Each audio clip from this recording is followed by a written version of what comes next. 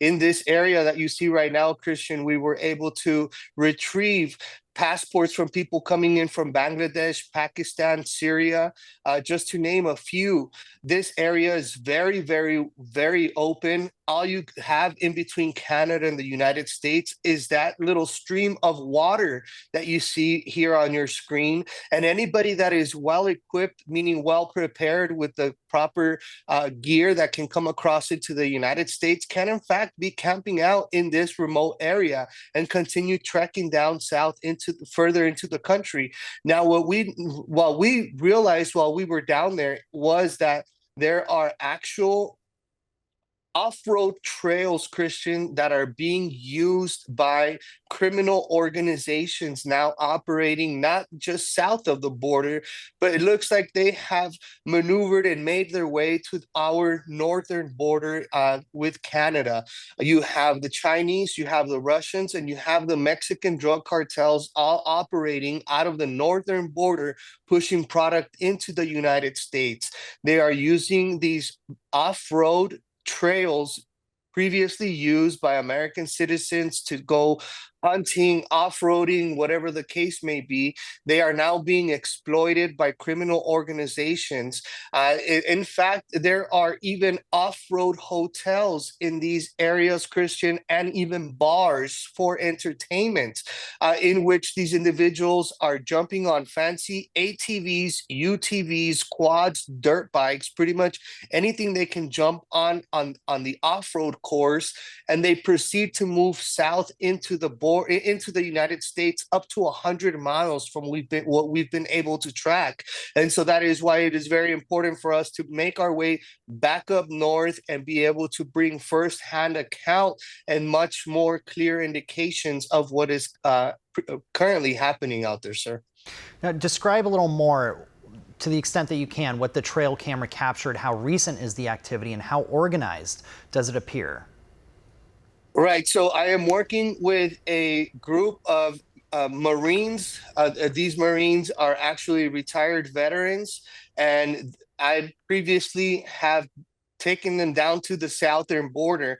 After we did a border tour with them, they then began doing this up north, basically in their own backyard. It piqued their interest, so they started doing reconnaissance as to what was happening up there.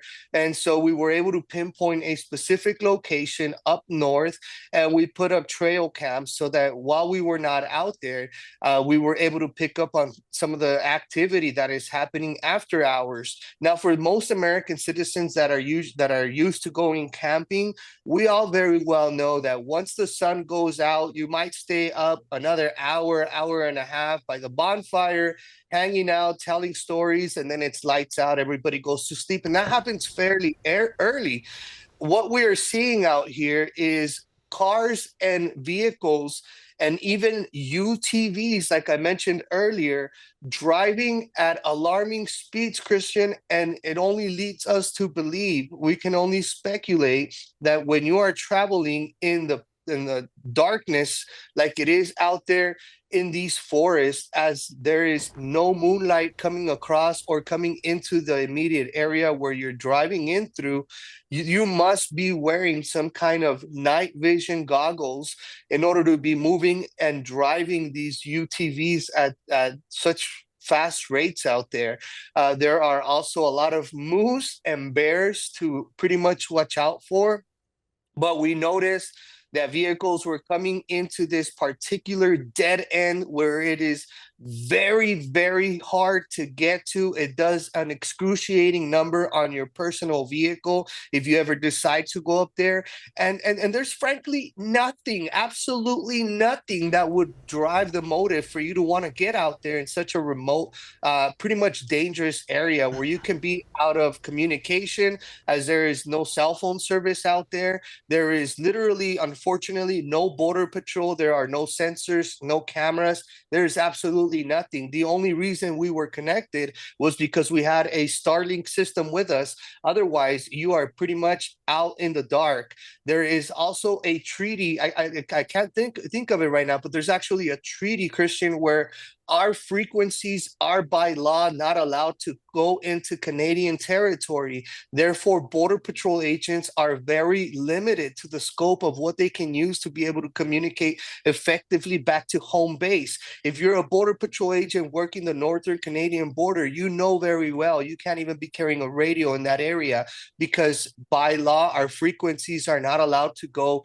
into the Canadian side. So it is a very tricky situation and something that the American border story is definitely going to be digging into, sir.